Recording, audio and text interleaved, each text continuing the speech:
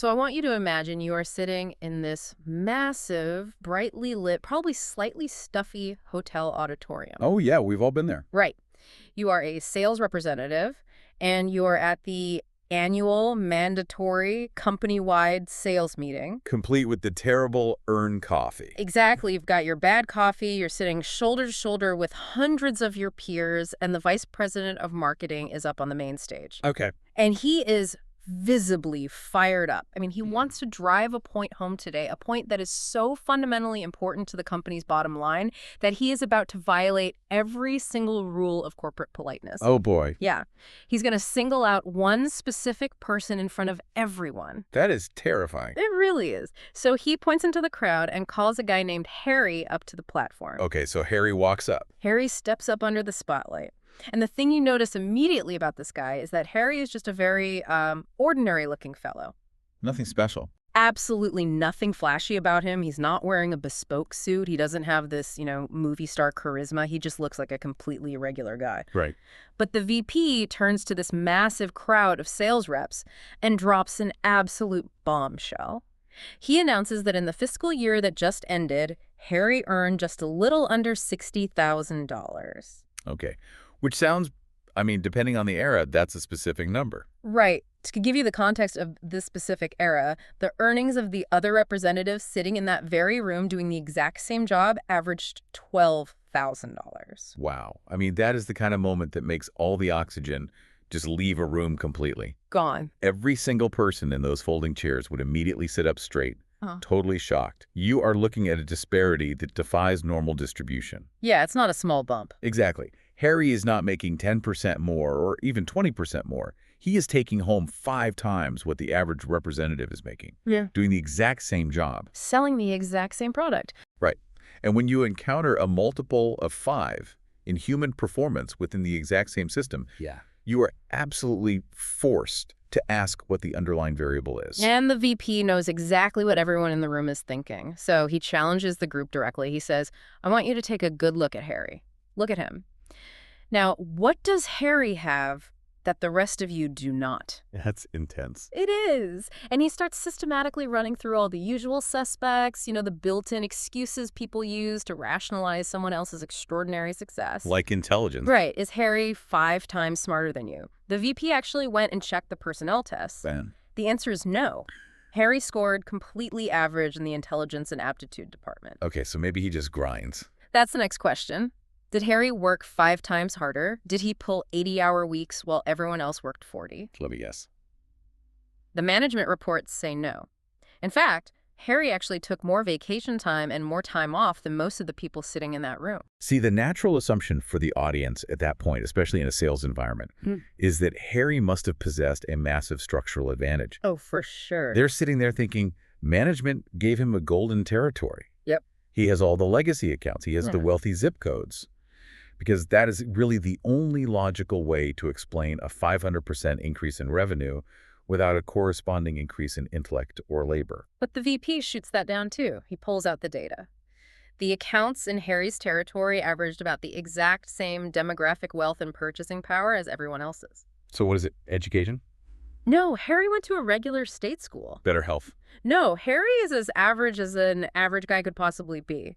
So the VP lets the silence hang in the auditorium. He looks at the crowd and he says, the difference between Harry and the rest of you is that Harry thought 5 times bigger. Man, that single, highly provocative observation is really the foundation of everything we are going to explore today. It really is. The idea that the literal scale of your internal visualization directly correlates to the external results you produce. So welcome everyone to this custom-tailored deep dive. We are incredibly thrilled you are joining us today because we have a genuinely life-altering stack of source material in front of us. I really do. We are looking at comprehensive excerpts and the underlying psychology of a classic foundational text on the mechanics of success.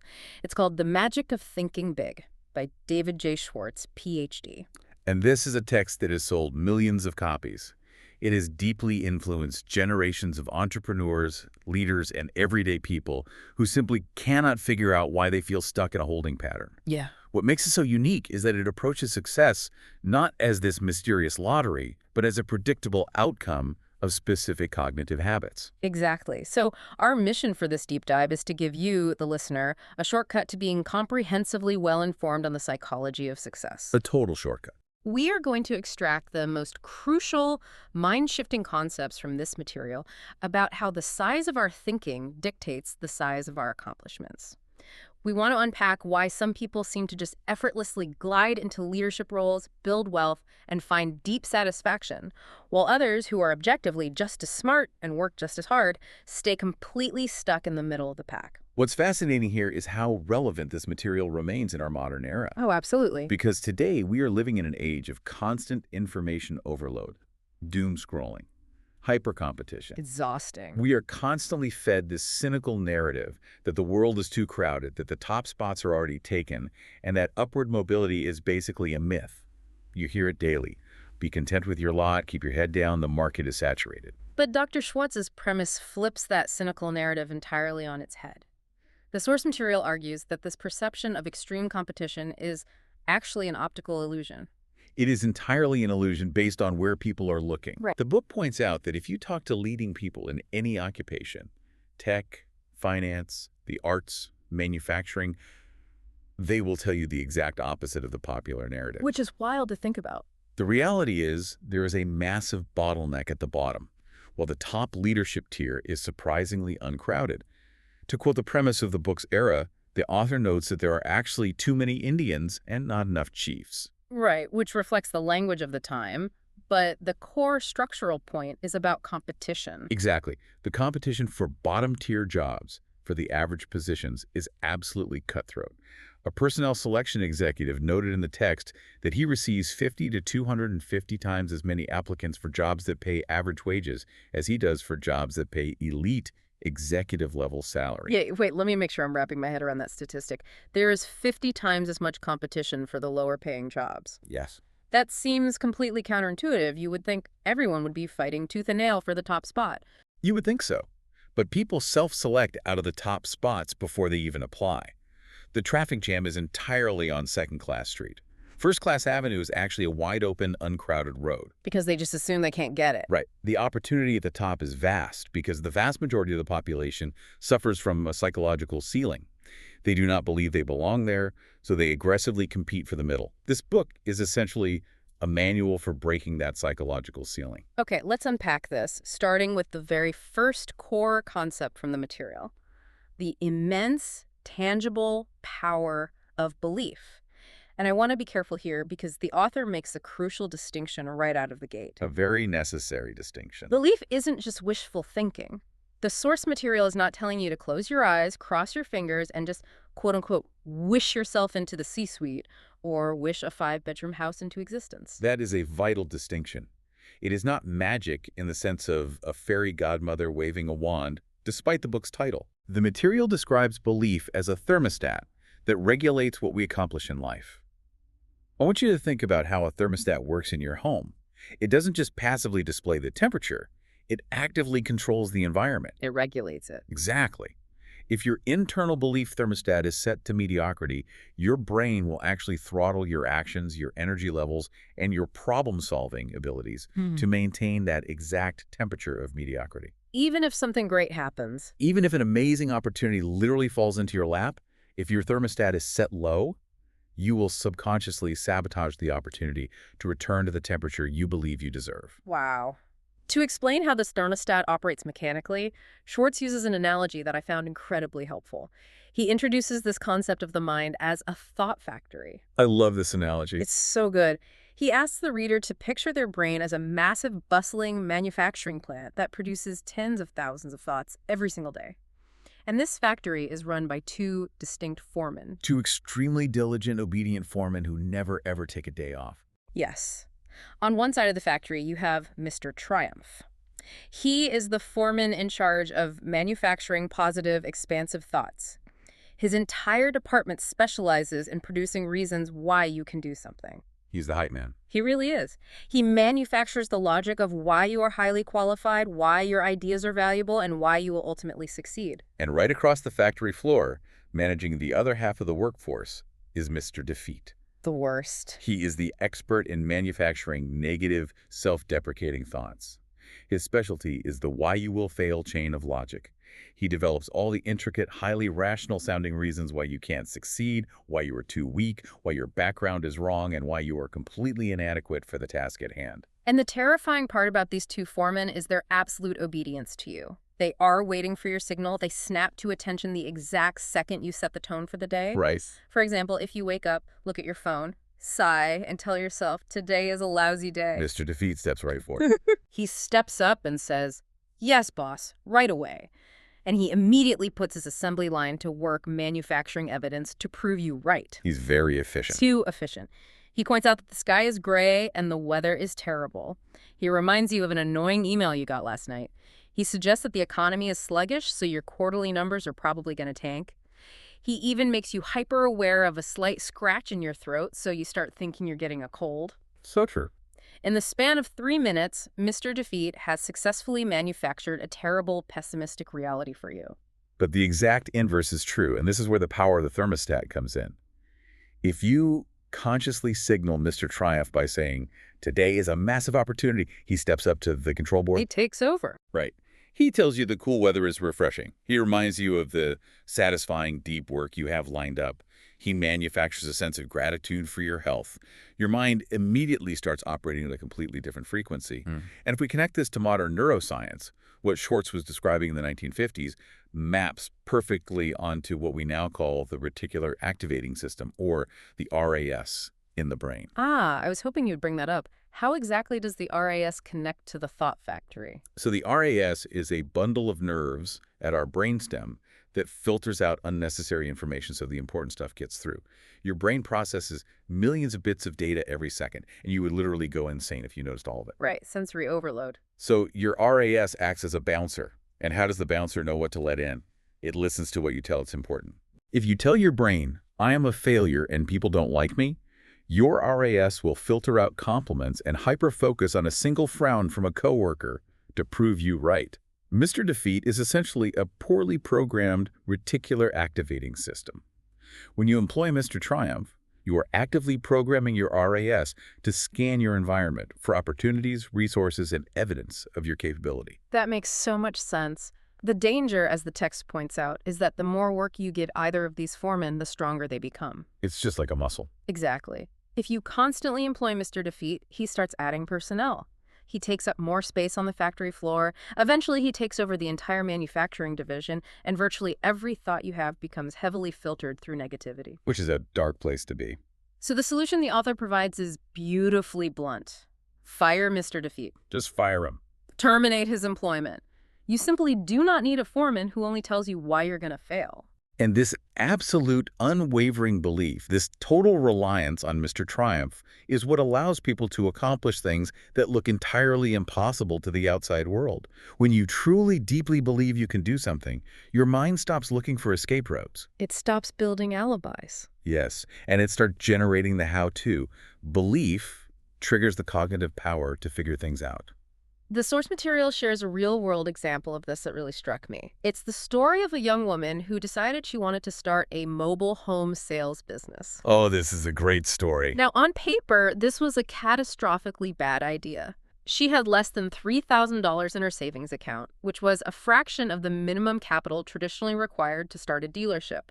Her advisors, her friends, everyone was screaming at her to stop. They thought she was crazy. They pointed out that the industry was fiercely competitive and noted the glaring fact that she had absolutely zero practical experience in selling trailers, let alone managing a supply chain or a whole business. By all conventional metrics, Mr. Defeat had a rock-solid, incredibly rational case here. Any bank underwriter would absolutely agree with Mr. Defeat. Exactly. But she had completely locked Mr. Defeat out of the building. She had absolute belief in her capacity to figure it out. She sat down with her skeptical advisors and said, look, I know I lack capital, I know I lack experience, and I fully expect to make some very painful mistakes. Just being realistic. Right. But she says, I have relentlessly studied the competition. I know the macroeconomic trends show the industry is expanding, and I know I can do a dramatically better job of merchandising and marketing trailers than anyone else currently operating in this town. That is Mr. Triumph's talking. Because she possessed this absolute, unquestioned belief, It became contagious. People could feel the conviction. It won her the confidence of 2 local investors. And then she executed the truly impossible part.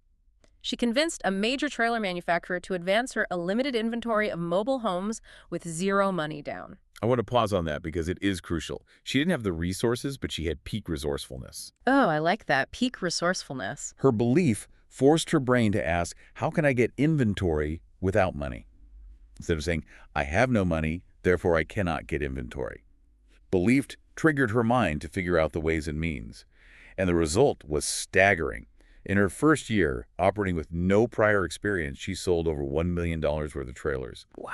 And she projected grossing over $2 million the following year. All because she refused to let Mr. Defeat present a business case. This brings us to a critical pivot point in the text. If unwavering belief is the engine of success, what is the primary force that destroys that engine? What pours sugar in the gas tank? Dr. Schwartz calls it excusitis, the failure disease. Excusitis. It is a brilliant term. It really is. The book notes that if you study high-performing people, you will discover a direct, undeniable correlation. The more successful the individual, the fewer excuses they make. You do not hear top-tier leaders constantly blaming the economy, their childhood, their genetics, or the weather. They just don't do it. Conversely, every person who has failed in life suffers from this mind-deadening thought disease in its advanced form. And most average people have at least a mild, chronic case of it. It's the psychological habit of finding an alibi to save face. It's the brain saying, I am not doing as well as I know I should be, so what external factor can I blame to protect my ego? Right. And the text takes a really deep dive into the 4 most common insidious forms of this disease. The first one is health excusitis. This ranges from the chronic, I just never really feel 100%, to pointing to a very specific diagnosed ailment as the ultimate reason you cannot accept greater responsibilities or pursue your ambitions. What's fascinating here is how the text juxtaposes 2 radically different attitudes toward actual physical health problems. The author does not deny that people suffer from severe physical ailments. He explicitly notes that the perfect physical specimen of an adult basically does not exist. We're all dealing with something. Everyone is dealing with some sort of biological decay or issue. The contrast he provides is mind-blowing. He talks about finishing up a speaking engagement, and a 30-year-old guy comes up to him privately. The guy looks fine, but he says, Dr. Schwartz, your ideas are great, but they really can't help me. I've got a bad heart, so I have to hold myself in check. I can't stress myself out. Okay. The author asks him about it, and the guy admits he has been to 4 different medical specialists, and none of them can actually find anything structurally wrong with his heart. Yeah. But the guy is absolutely convinced his heart is failing. He is suffering from what the medical community back then called emotionally induced illness, which we now understand as severe psychosomatic symptom disorder or health anxiety. Yeah. He is literally scanning his body, looking and looking for an illness until his chronic worry and elevated cortisol levels actually start to produce the physical symptoms of an irregular heartbeat. He has chosen to live a half-life, completely paralyzed by the fear of dying. No, wait. I have to stop you there and push back on this. Sure. Because reading this in a modern context, telling someone who is suffering, whether it's chronic fatigue, autoimmune issues, or severe anxiety, to just cure their health excusitis and stop making excuses sounds incredibly tone-deaf. It borders on toxic hustle culture. How does the author justify calling someone's health an excuse? That is an extremely fair critique, and it is vital to understand the author's personal context here. The text addresses this tension directly. The author, David Schwartz, was not some perfectly healthy guy preaching from an ivory tower. Okay. He himself was a severe diabetic back in an era when diabetes management was incredibly difficult and often fatal. He had an incurable systemic physical condition. He's not saying sickness does not exist, nor is he saying you can think your way out of a biological disease. Okay, so what is the actual lesson if it's not just think yourself healthy? The lesson is strictly about our attitude toward the unchangeable realities of our health. Schwartz was warned early on by a mentor that the biggest damage from his diabetes would not be physical. It would be the negative victim mentality attitude toward it. Oh. He tells a contrasting story of a man he met who had a literal ticking sound coming from his chest. The man smiled and explained it was a mechanical plastic valve that had been installed in his heart during a massive open-heart operation just 21 days prior. Wow. And what was this recovering heart surgery patient's attitude? He was enthusiastically planning to study law, uproot his life, move to Minnesota, and build a career in government. The doctors told him to take it easy for a few months, and his attitude was, after that, I'll be like new. That's incredible. The point Schwartz is making is about locus of control. The 30-year-old with the healthy heart surrendered his locus of control to a phantom illness to excuse his lack of ambition. The man with the plastic valve accepted his physical limitations, but refused to let them become the ceiling of his mental aspirations. The cure for health excusitis is the resolve to live vibrantly until you die, rather than dying a little bit every day out of fear. That makes a lot more sense. It's about not weaponizing your ailments to protect your ego. That perfectly transitions into the second form of the disease, intelligence excusitis, the I lack brains disease. The text claims that up to 95% of people suffer from this to some degree. We constantly make two massive cognitive errors. We underestimate our own brain power, and we vastly overestimate the other person's brain power. And this is where the book delivers a profound insight that completely dismantles the modern obsession with raw IQ and standardized testing. It states emphatically that it is not how much brain power you have that matters. It is how you use what you have. Yes. The thinking, the emotional regulation, and the persistence that guide your intelligence are vastly more important than the sheer quantity of your intelligence. He gives a tragic example of a guy he knows who is a bona fide card-carrying genius. The guy is a Phi Beta Kappa, possessing off-the-charts abstract intelligence, but in the real world, this guy is a total failure. It happens so often. He is terrified of taking on responsibility at work. He has never invested in property or the market because his massive brain easily computes all the ways he could lose money. He has no meaningful relationships because his intellect makes him think everyone else is boring and beneath him. He uses his massive, incredibly powerful intellect exclusively to prove why things will not work. His mind is functioning purely as a warehouse for facts, a garage for information. He's not using it as an engine for creating solutions. We see this constantly today in tech and finance. It's called analysis paralysis. Absolutely. Highly intelligent people can imagine so many complex edge cases and potential points of failure that they never launch the product, they never make the investment, they never start the company. Meanwhile, someone with a completely average IQ but a massive bias toward action simply starts, breaks things, learns, and builds a massive enterprise. It's the bias toward action. Henry Ford is the perfect historical example of this. Ford once famously faced a libel suit where a newspaper called him an ignoramus. Ford essentially took the stand and said, I don't need to stuff my head with miscellaneous trivia. I have a row of buttons on my desk, and I can push one and summon a man in 5 minutes who can give me any specific fact I need to know. Ford knew that the ability to synthesize ideas, to organize people, and to find ways to win is infinitely more valuable than just being a human encyclopedia. So we've got health excusitis and intelligence excusitis. The third one is age excusitis. And I have to admit, this one hit home for me. Oh, yeah. You hear this everywhere in two directions. It's either I'm too old to start a new career or I'm too young to be taken seriously. It is the disease of never being the right age. I caught myself doing this just last week. I was trying to understand how to use TikTok for marketing, and after 10 minutes of struggling with the interface, I literally said out loud, I'm too old for this app. We've all been there. But if I'm being honest, it wasn't my age. I was just intimidated by the learning curve and used my age as an alibi to quit. It is a brilliant, completely socially acceptable alibi. If you say I'm too old, everyone nods sympathetically. But it is a tragic waste of human potential. The text does the math on this, and it's highly revealing. It points out that a human being's productive working life is generally from age 20 to age 70. That is 50 years. Okay. If you are 40 years old, you have only used up 40% of your productive years.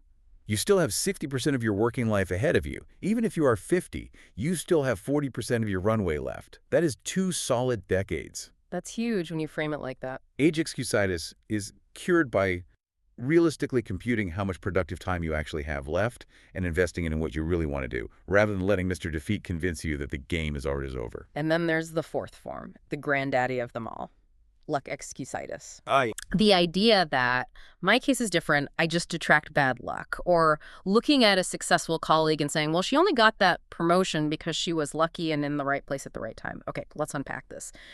The author uses this brilliant, almost absurd analogy that completely destroyed my concept of how luck operates in the workplace. Let's hear it. He says, imagine if we reorganized a massive corporation like General Motors based purely on luck. We fire the board and we just put all the employees' names in a giant barrel. The first name we draw out becomes the CEO. The second name becomes the executive vice president of engineering. It sounds utterly absurd. You would have an entry-level mailroom clerk suddenly trying to manage global supply chains, and a brilliant aerospace engineer answering customer service calls. Completely stupid. If luck actually determined who does what and who goes where, every business, every hospital, every legal system in the nation would fall apart overnight. People do not rise to the top of law, engineering, or sales because their name was drawn out of a cosmic hat. They get there because they possess superior attitudes, they mastered their craft, and they apply relentless hard work. Now, obviously, systemic advantages and pure chance events do exist. But the author challenges us to accept the overwhelming law of cause and effect over the long term. He challenges the reader to take a rigorous second look at someone's good luck. Look under the hood. Exactly. If you look closely at that colleague who got the promotion, you won't just find a lucky break. You will find years of preparation, strategic planning, networking, and success-producing thinking that positioned them to capitalize when the opportunity arose. And conversely, when Mr. Success encounters what looks like terrible bad luck or a massive setback, he doesn't fold. He learns from it, pivots, and eventually profits. When Mr. Mediocre loses a client or faces a setback, he fails to learn any lesson, refuses to look at his own flaws, and simply blames the bounce of the ball. Which brings us to the root cause of so many of these excuses. Excusitis is really just a symptom. The underlying pathogen is fear. Fear is the big one. The text doesn't coddle the reader here. It says fear is real. It is not just a myth or a weakness of character. Fear is success enemy number one. It stops people from capitalizing on opportunity, it wears down physical vitality, and as we discussed with health excusitis, it actually makes people physically sick. Yes. Schwartz treats fear exactly like a psychological infection. If left untreated, it spreads and paralyzes the entire mental system. But the most empowering truth the book presents in this section is that all confidence is acquired. I love that. No one is born walking into a boardroom radiating absolute confidence. No one is born a charismatic public speaker. Confidence is a developed, practiced skill. And the ultimate broad-spectrum antibiotic for the infection of fear is action. To illustrate this, the author talks about watching United States Navy recruits take their mandatory swim test during World War II. This is a great visual. It really is. Non-swimming recruits had to jump off a high diving board into the water to prove they wouldn't panic if a ship went down. The author noticed something fascinating about the psychology of the men on that board.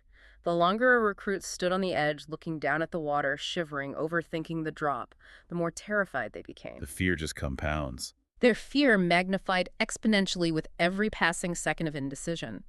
But occasionally a frozen recruit would be accidentally nudged or pushed off the board by an instructor. The fascinating part is that the moment the recruit was in the air, the moment they were forced into physical action, the paralyzing fear vanished. They hit the water, instinct took over, and they swam. Action cures fear. It is one of the most foundational rules of human psychology. We see this today in exposure therapy for phobias. Indecision and postponement act as fertilizer for fear. Fertilizer, wow. If you are terrified of making a difficult phone call to a client to deliver bad news, the longer you stare at your phone, the heavier that phone gets. The scenarios in your head get worse and worse. If you are afraid of a potential medical issue, postponing the doctor's visit allows the fear to consume your life for months. The cure is to isolate the fear, pin it down exactly.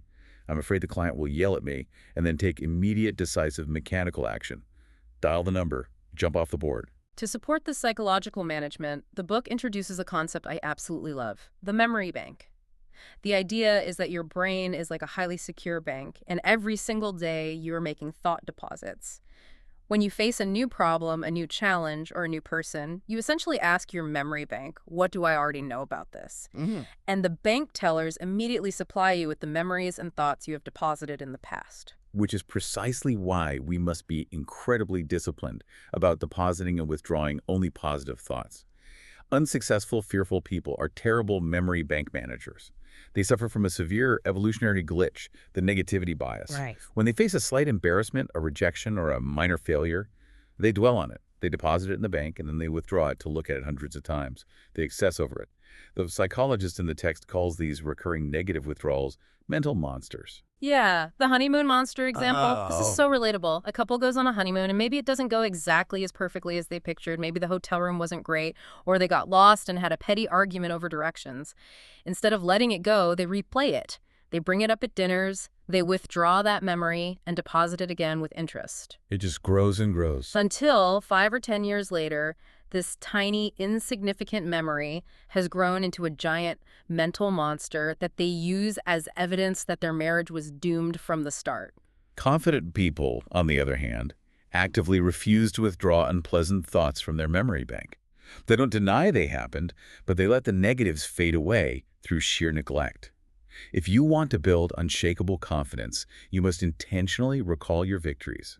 You have to consciously withdraw the memories of the times you succeeded, the things you were thankful for, the times you felt highly capable and strong. You have to flood your neural pathways with evidence of your own competence. And beyond just mental exercises, the author provides these incredibly practical, everyday physical tricks to build confidence. He operates on the principle that managed motions can change motions. It's very similar to Amy Cuddy's modern research on power posing. Your body language feeds back into your brain. I want you, the listener, to actually try a few of these today. First, be a front-seater. Stop hiding in the back rows of meetings, auditoriums, or classrooms just to be inconspicuous. There is nothing inconspicuous about success. Sit up front. Second, practice making direct eye contact. Avoiding someone's eyes subconsciously broadcasts a message. It tells the other person, I feel inferior to you, or I am hiding something. Looking someone calmly in the eye transmits equality and confidence. Third, walk 25% faster. The author says that average people have an average, shuffling, aimless pace. But people who are going somewhere important, people who are on a mission, have a slight sprint in their step. Throw your shoulders back, pick up your head, and move 25% faster. Now, I do want to debate this for a second. Go for it. How does walking 25% faster translate to a modern work-from-home or open office environment? Are we just supposed to speed walk to the break room? That is a great question. The physical act of walking faster is about inducing a state of physiological readiness and purpose. In a modern context, especially remotely, this translates to the speed and posture of your engagement. It means sitting up straight on a Zoom call instead of slouching in a hoodie. It means having your camera on. It means answering questions promptly with a clear voice rather than hesitating and using filler words. It's about bringing an energy of purpose to whatever space you are in. That makes perfect sense. It's the energy of the 25% faster walk. Fourth, speak up. The text talks about the conference clam, the person who sits in silence during a meeting, overthinking their ideas, taking what the author calls confidence poison. Every minute you stay silent, you feel worse and worse about yourself. Speak up voluntarily at every meeting, even if it's just to ask a clarifying question. And finally, smile big. A real, massive, tooth-showing smile. It is physiologically almost impossible to feel completely defeated, angry, or terrified while holding a massive, genuine smile. The author tells this great, highly practical story. He was sitting at a red light, minding his own business, and the guy behind him accidentally slips off the brake and bumps his car. Not a massive crash, just a bump. It happens all the time. The author gets out of his car, completely enraged, entirely ready for verbal combat. He is ready to tear this guy apart. But the other driver gets out, walks toward him, flashes this massive, completely sincere smile and says, well, friend, I really didn't mean to do that. The author says his anger just evaporated instantly. He couldn't fight. You cannot be furious at a massive, genuine smile. These physical actions, sitting up front, eye contact, moving with purpose, speaking up, smiling, they trigger the psychological state of confidence. You do not wait to feel confident to do them. You do them to become confident, act confident, to think confidently. Here's where it gets really interesting. Concept 4. The mechanics of thinking big and creatively. We've talked about belief, excusitis, and confidence, but how do we actually do the creative thinking required to scale our lives? The author makes a brilliant point about human vocabulary.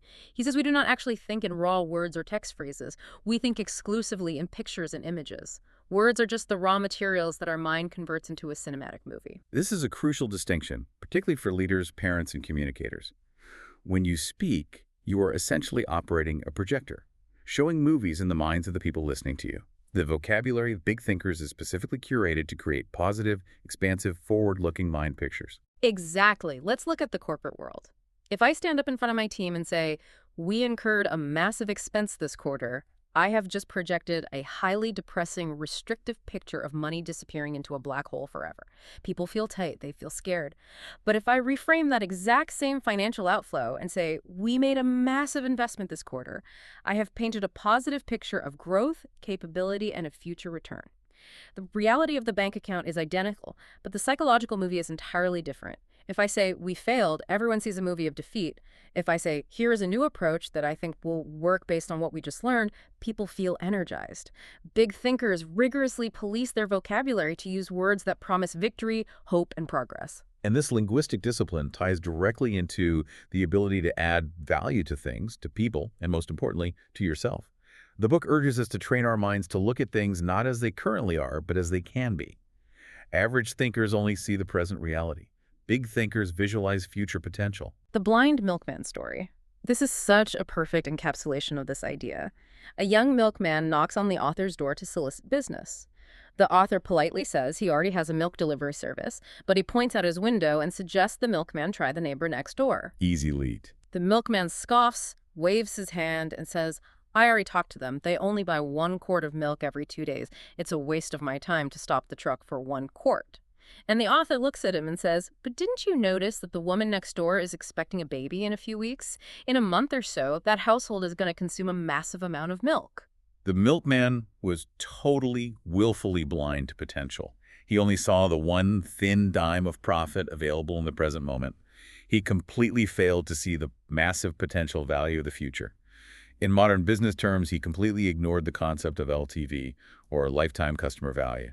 He was willing to walk away from thousands of dollars of future business because he couldn't see past the present reality of a single quart. And this applies to so much more than just sales. The same principle applies to how we view our subordinates, our spouses, and our children. If you look at a junior employee and only see them as they are right now, maybe struggling, a bit disorganized, inexperienced, you will treat them poorly, and you will never help them grow.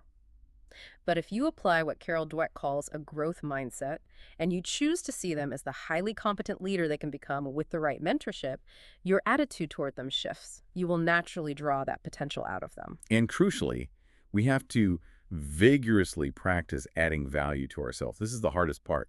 If you look in the mirror and only see a low-level employee living in a cramped apartment with debt, your actions will align to keep you exactly there.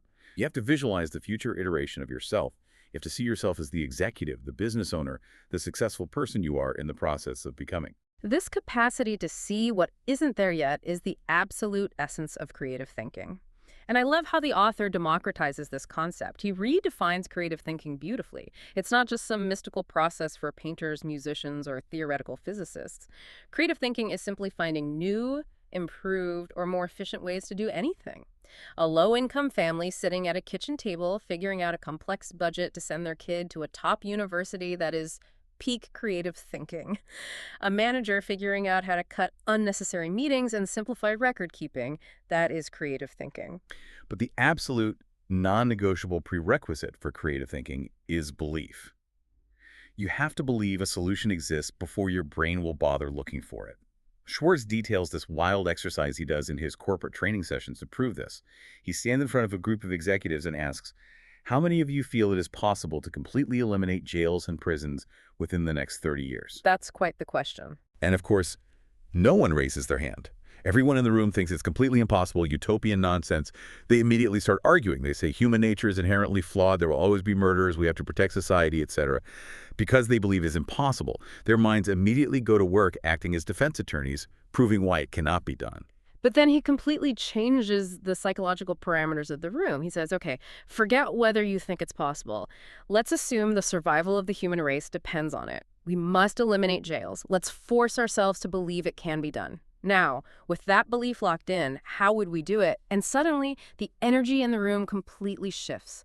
The creative vault unlocks. Because the belief is established, the brains stop building walls and start building roads. People start suggesting massive, innovative changes to the justice system. They talk about eradicating the root causes of poverty, creating entirely new paradigms for youth centers, employing advanced medical and psychiatric interventions before crimes occur. It is a profound demonstration of constraint-driven innovation. Once they believed the goal was possible, their minds stopped creating alibis and started finding solutions. This is a law of cognitive function. If you believe something is impossible, your mind works overtime to prove you right. If you believe it's possible, your mind immediately starts mapping the route. Which is exactly why we have to constantly violently fight against what the author calls traditional thinking. The absolute most mind-freezing toxic phrase in any language is, "We have always done it this way." Oh, I hate that phrase. Traditional thinking paralyzes all progress. If the founders of Ford Motor Company decided in 1925 that they had built the ultimate perfect car and fired all their engineers to stop experimenting, they would have been out of business in a few years. Successful people are relentlessly progressive, not regressive. They constantly look at their lives, their workflows, and their relationships and ask, how can I do this better? All of this philosophical discussion is incredible, but where this book truly earns its reputation is how heavily it delivers on practical takeaways. We need to look at what you, the listener, can do today to start rewiring your thought factory. Absolutely. And my favorite actionable tool from the entire book, hands down, is the 60-second commercial. It is brilliant in its sheer, unapologetic simplicity. It utilizes core principles of cognitive behavioral therapy long before it was popularized. It really does. The author talks about observing a young, rapidly rising professional named Tom Staley. Tom had a secret weapon. He literally sat down and wrote a commercial script selling himself to himself, and he carries it on a card in his wallet. It reads something like, Tom Staley, you are an important, really important person. You are a big thinker. You have massive amounts of drive. You are enthusiastic. Nothing can stop you. You are a great fellow yesterday, and you are going to be an even greater fellow today. He locks himself in a room and reads this out loud with passion 3 times a day. He is systematically, intentionally brainwashing himself with Mr. Triumph. Now, I know some listeners are rolling their eyes. They are thinking, that is incredibly cheesy. I am not standing in front of my mirror doing affirmations. But you have to understand the psychological mechanics of why this works. The only real basis other people have for judging your abilities is your external actions. And your external actions are entirely 100% controlled by your internal thoughts. If you do not actively sell yourself on your own value, your insecurities will bleed into your tone of voice, your posture, and your decisions. If you aren't buying what you're selling, no one else is going to buy it either. In a modern context, maybe you don't carry a physical card. Maybe you record a voice memo of your greatest achievements and strengths, and you listen to it on your commute instead of the news. The medium doesn't matter. The repetition of the message does. The second massive practical takeaway is the 30-day improvement guide. We do not make one giant mystical jump to success. We get there step by step, habit by habit. The author suggests setting strict monthly quotas for habit changes. Break your life down into categories, habits to break. Putting difficult tasks off until tomorrow, using negative, shrinking language, scrolling social media for 2 hours a night, habits to acquire. A rigid, professional morning appearance check. Consciously complimenting at least 2 people daily, planning tomorrow's schedule the night before. This strategy is incredibly effective because it reduces psychological friction. By setting a 30-day window, it makes the overwhelming, vague task of becoming a highly successful person mechanical, measurable, and manageable. It is very similar to the concepts James Clear outlines in Atomic Habits. You're not trying to change your entire identity overnight. You are essentially setting up a daily, targeted training program for your own mind. You focus on the inputs for 30 days, and the outputs take care of themselves. Speaking of the mechanical nature of success, I absolutely loved the advice on how to get started when you are facing heavy resistance and just don't feel like doing the work. The author interviews a highly prolific writer and asks him how he finds the inspiration to write every day. The writer laughs and says he would starve if he waited for the spirit to move him. He has strict deadlines, so his process is purely mechanical. He sits down at his desk at the exact same time every day, picks up a pencil, and just starts physically moving his hand across the paper. He doodles. He writes absolute nonsense. He writes his grocery list. And mechanically, the physical action of his hand moving pulls his brain into gear. The inspiration doesn't move him to action. His physical action forces the inspiration to arrive. Action precedes motivation. It is a fundamental law of human nature that people constantly get backward. You do not wait to feel motivated to go to the gym. You put on your shoes and start walking, and the motivation arrives 5 minutes into the workout.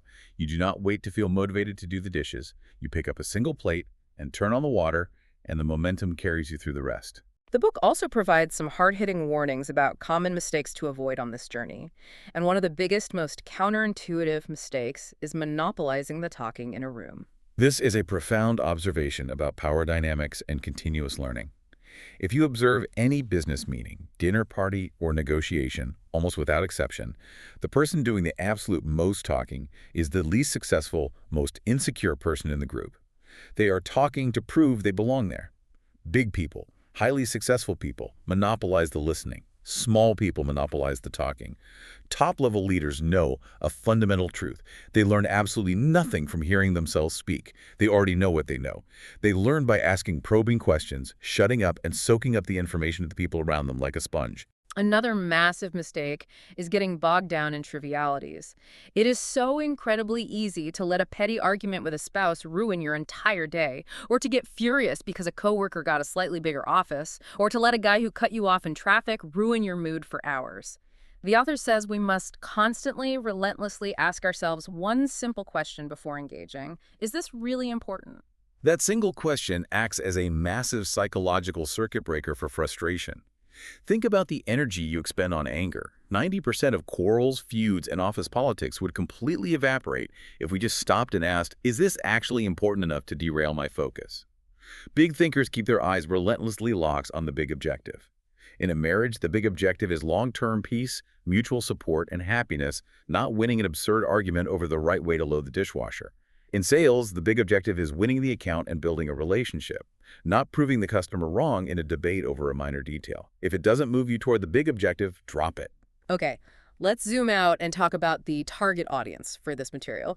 Who actually benefits most from this deep dive today? First and foremost, this material is a lifeline for anyone who feels trapped on second-class street. The person who looks around at their life, their bank account, their career trajectory, and feels a deep sense of being average, stuck in a rut, or lacking the startup capital or the elite Ivy League degree they assume is the absolute prerequisite for success.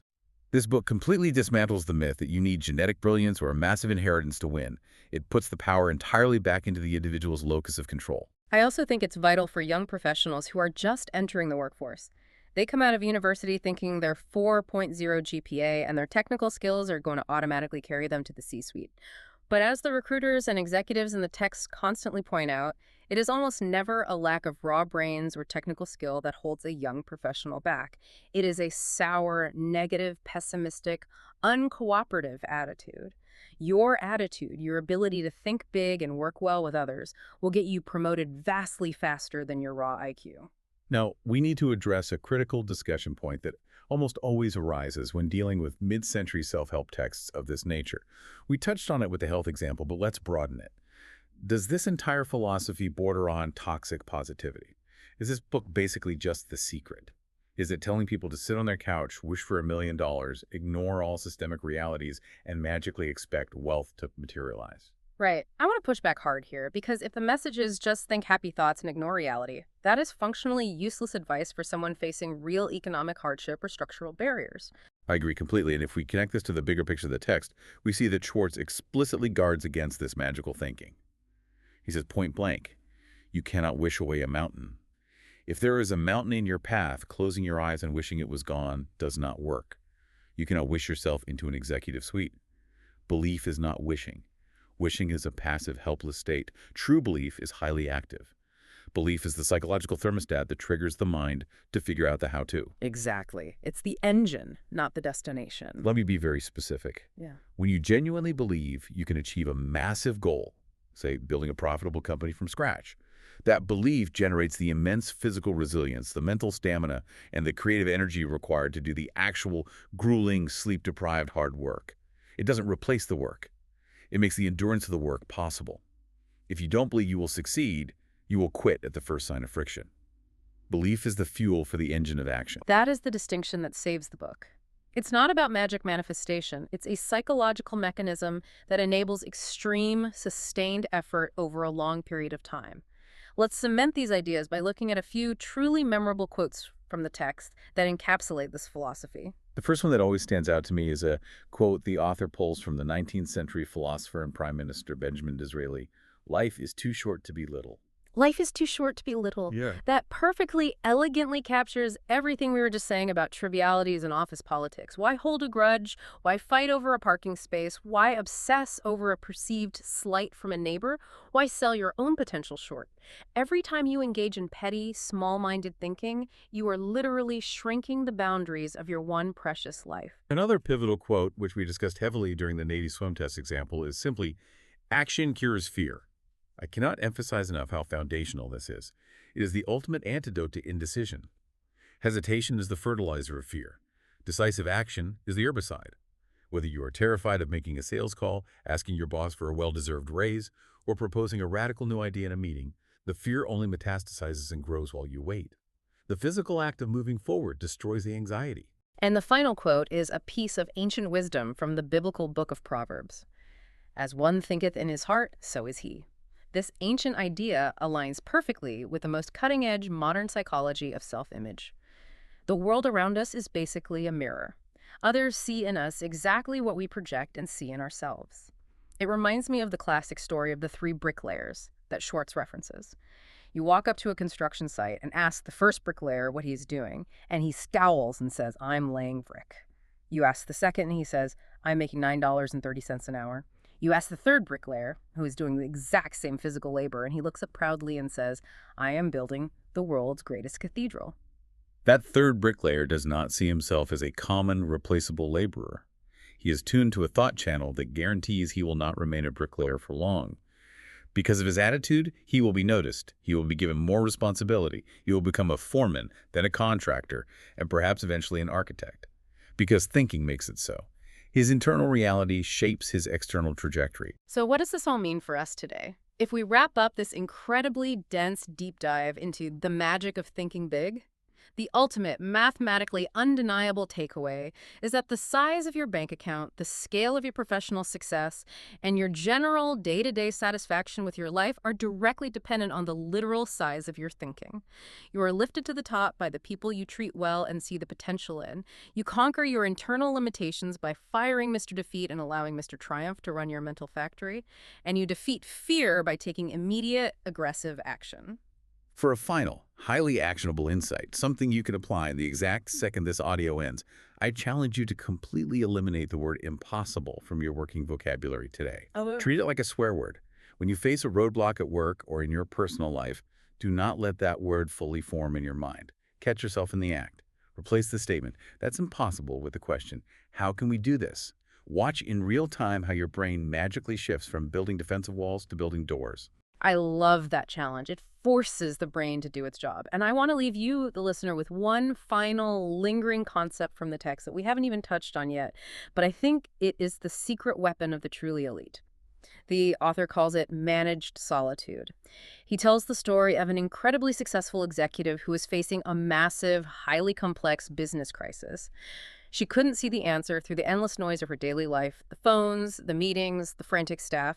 So she did something radical. She woke up at 3:30 in the morning, made a cup of black coffee, and sat on her living room sofa in complete, absolute silence until 7 a.m. For 3.5 hours, she didn't read, she didn't write, she just let the mental fog lift. And by the time the sun came up, the exact right strategic choice was crystal clear to her.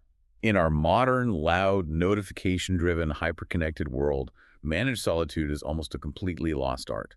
We are constantly numbing our brains with input podcasts, music, social media, from the second we wake up until we fall asleep. We never give our subconscious mind the silence required to process the data and hand us the solutions. Exactly. So I want to ask you directly, when was the last time you sat in complete, uncomfortable silence for even 30 minutes? No phone, no music, no television, no distractions, just you, letting your supreme thinking power take over. What if the exact answer you have been desperately searching for, the creative breakthrough you need, is just sitting there in your mind waiting for you to be quiet enough to hear it? It is a profound, slightly intimidating thought to end on. The answers are likely already inside you.